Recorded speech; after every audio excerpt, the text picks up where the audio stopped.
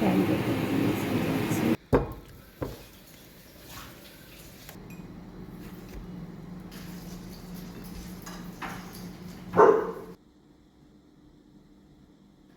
நல்ல ஆஃபர் டைமில் எல்லாமே வந்து இந்த மிக்ஸ் பெர்ரிஸ் எல்லாம் ஃப்ரோசனாக இருக்கும்ல, அதில் டபுள் பேக்கு போடுவாங்க.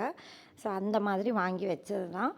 அதே டைமில் வந்து ஸ்பாஞ்ச் கேக், பட்டர் கேக், இந்த மிக்ஸ் இருக்குல்ல, அது நம்மளுக்கு இந்த மாதிரி கிடைக்கும். நான் எப்போதுமே இதெல்லாம் கொஞ்சம் கூடவே வாங்கி ஸ்டோர் பண்ணி வச்சுருப்பேன். இந்த வெனிலா ஸ்பாஞ்ச் கேக் இல்லாட்டினா பட்டர் கேக் இதுக்கெல்லாமே வந்து பின்னாடி இன்ஸ்ட்ரக்ஷன் போட்டிருக்கோம்ல, அதே மாதிரி நம்ம ஃபாலோ பண்ணிவிட்டு செஞ்சிட்டிங்கன்னா பர்ஃபெக்டாக வரையும் செய்யும். இது வந்து பிகினர்ஸ்க்கெல்லாம் ரொம்ப ஈஸி. இன்றைக்கி காலையிலே வந்து நான் எழுந்திரிச்சு வரும்போது இவங்க 2 பேரும் கூடயே வந்தாச்சு. அவங்களுக்கு தண்ணியெல்லாம் எடுத்து கொடுத்துட்டு தான் நான் வந்து பிரேக்ஃபாஸ்ட் செய்ய ஸ்டார்ட் பண்ணுறேன். இன்றைக்கி மகளும் வந்து இங்கேயே வந்து சாப்பிட வருவாங்க.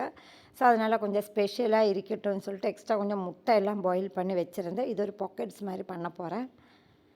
பேன் கேக் தான் இன்றைக்கி செய்ய போகிறேன். இந்த கேக்கு பேட்டர் வச்சு இதுக்கு வந்து ஒரு 100 கிராம்ஸ் பட்டரும் மெல்ட் பண்ண வச்சுட்டேன். எப்போதுமே பேன் கேக் பண்ணும்போது ஒலிவ் ஆயில் நம்ம சேர்த்துக்கலாம், இல்லைன்னா பட்டர் வந்து மெல்ட் பண்ணி சேர்த்தாலும் ரொம்ப டேஸ்டியாக இருக்கும். முட்டை வந்து நான் 4 ஆட் பண்ணிக்கிறேன். ஏன்னா இன்றைக்கி வந்து இந்த கேக்கு பேட்டரும் அதே மாதிரி எக்ஸ்ட்ரா 2 கப்பு மைதா மாவும் சேர்க்க போகிறேன்.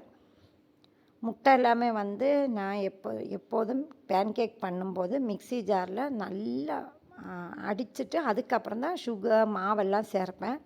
இன்றைக்கி கொஞ்சம் கூட செய்யணுனால இந்த ஹேண்ட் மிக்சரும் இருக்குது. பவுலில் போட்டுட்டு வந்து முட்டையை நல்லா பீட் பண்ணிக்கிட்டேன். இந்த கேக் மிக்ஸில் வந்து ஆல்ரெடி சீனி எல்லாம் கரெக்டாக இருக்கும். அதனால் நம்ம இதில் வந்து ஆட் பண்ணவே தேவையில்லை. நான் இன்றைக்கி வந்து பால் சேர்க்கிறதுக்கு பதிலாக யோகட் தான் ஆட் பண்ணுறேன். இது வந்து ஒரு 2.5 கப்பு கிட்ட நான் சேர்த்துருந்தேன்.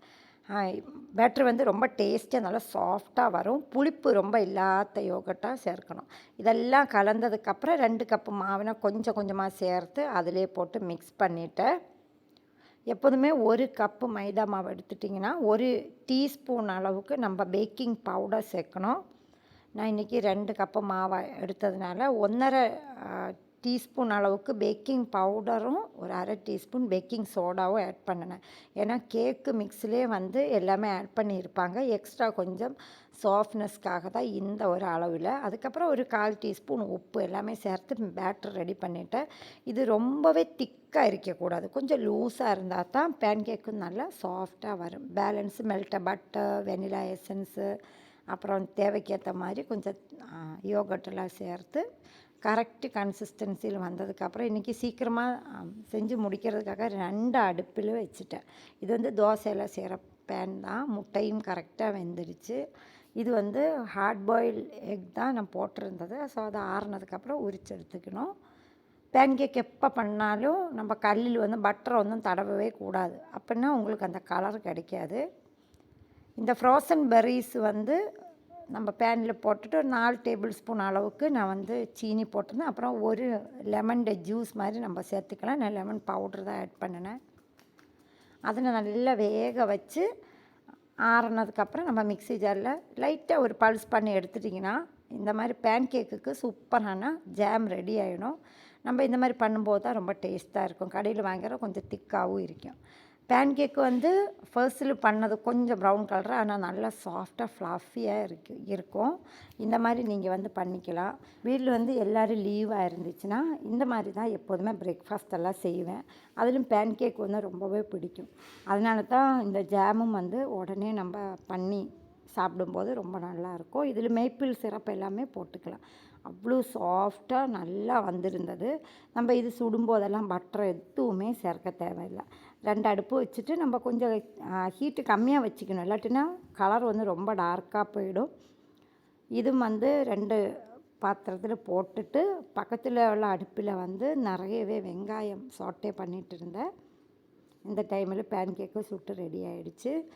இந்த வெங்காயத்தில் வந்து கொஞ்சமாக உப்பு, ப்ளெயின் சில்லி பவுடர், மட்டன் கறி பவுடர் இருக்குல்ல, அது கொஞ்சமாக ஆட் பண்ணிவிட்டு கொஞ்சம் தண்ணியும் சேர்த்து இந்த மசாலா நல்லா குக் பண்ணி தனியாக எடுத்து வச்சுக்கிட்டேன்.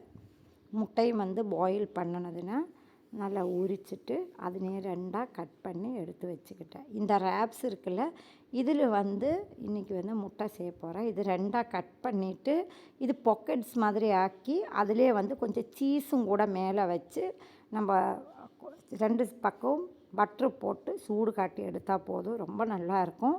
சீஸ் வந்து நம்ம கொஞ்சமாக போட்டுட்டு அதுக்கு மேலே வந்து எக்ஸ்ட்ராவே போட்டுக்குங்க. அப்போ வந்து இந்த ஃபில்லிங்கும் வெளியில் வராது. இந்த மாதிரி சின்ன சின்ன போர்ஷன்ஸில் பண்ணும்போது ரேப்ஸு சாப்பிட்றதுக்கு நல்ல டேஸ்ட்டாக இருக்கும். ஈஸியாகவும் நம்ம பண்ணிக்கலாம். இந்த மாதிரி சீஸ் இல்லைன்னா நம்ம ஸ்லைஸ் பண்ண சீஸ் இருக்குல்ல, அது கூடயும் வச்சுக்கலாம். இது வந்து ரொம்ப ஈஸி பண்ணுறதுக்கு, டேஸ்ட்டும் ரொம்ப நல்லாயிருக்கும். ரேப்ஸ் வந்து கொஞ்சம் பெரிய சைஸில் கிடைக்கும்ல, அது வாங்கிட்டிங்கன்னா உங்களுக்கு கொஞ்சம் கூடவே ஃபில்லிங்ஸும் வச்சுக்கலாம். எனக்கு இது வந்து ரொம்பவே பிடிக்கும் சாப்பிட்றதுக்கு. ஸோ இன்றைக்கி இதுதான் வந்து லஞ்ச் டைமில் தான் ஆக்சுவலி இதெல்லாமே செஞ்சு முடித்தேன். ஸோ எல்லாருமே வந்து இன்றைக்கி வந்து நல்லா ஹாப்பியாக சாப்பிட்டாச்சு. ஏன்னா நல்லா சூடோட எல்லாம் பேன் கேக் அதே மாதிரி இந்த ஸ்நாக்ஸ் எல்லாமே வச்சு டீயும் மிக்ஸ் பண்ணினேன். அதே நேரத்தில் காஃபி எல்லாமே ரெடி பண்ணினேன். மகள் வீட்டுக்கு வந்த கையோடே எல்லோரும் சாப்பிட்றதுக்கு ஸ்டார்ட் பண்ணியாச்சு. ஹஸ்பண்டுக்கு ஆக்சுவலி வேலை, ஸோ அதனால் அவர் இன்றைக்கி ஜாயின் பண்ணலை. எல்லாருக்குமே சூடு சூடாக செஞ்சு கொடுத்துட்டு அவங்கெல்லாம் கிளம்புனதுக்கு அப்புறம் தான் நான் வந்து பேன் கேக்கில் கொஞ்சம் ஜாம் எல்லாம் போட்டு அதுக்கப்புறம் ஒரு இந்த முட்டை செஞ்சாலே அதெல்லாம் வச்சு சாப்பிட்டது.